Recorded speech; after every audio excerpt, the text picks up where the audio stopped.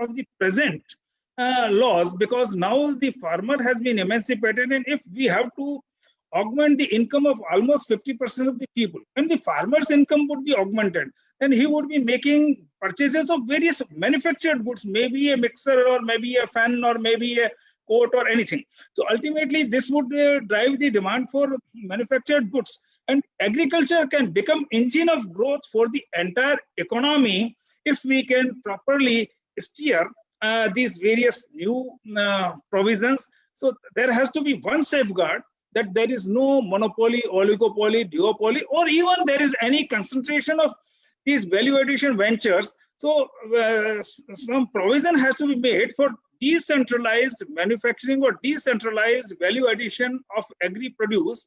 And at the same time, we also have to take that players in the rural industry should be such that they can do branding, grading, standardization, and environmental laws, sanitary and phytosanitary measures also have to be taken care of for access into markets. Even today, India has the largest number of organic cultivators.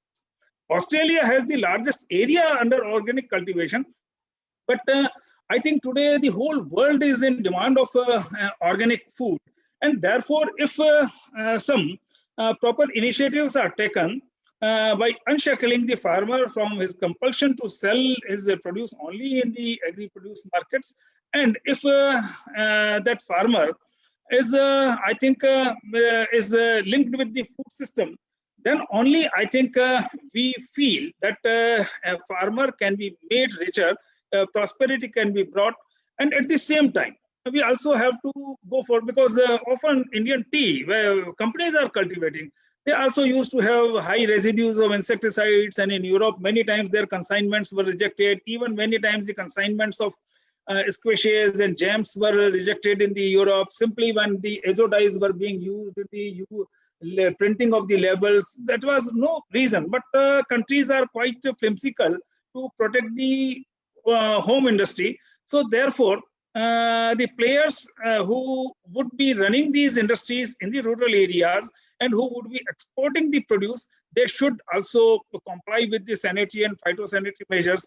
So we have to use a blend that neither the total food supply chain goes into the large corporates, whether domestic or and there should be a decentralized value addition of agriculture crops, and the farmer should be made part of the food system through various cooperative ventures. So this should be in the mind. I think I'm completing my time.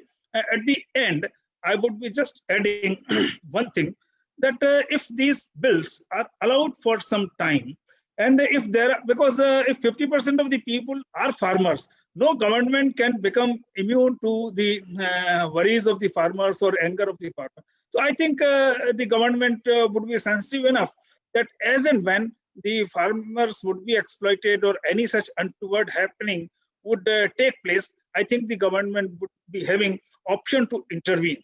With this, I conclude my deliberations. Thank you. Thank you so much, Professor Sharma. That was a very insightful overview, and it's given us a better understanding of what is happening and how things work, and especially the food supply chain that you spoke about, how that should not go into the hands of the large corporations is something that we need to be careful about.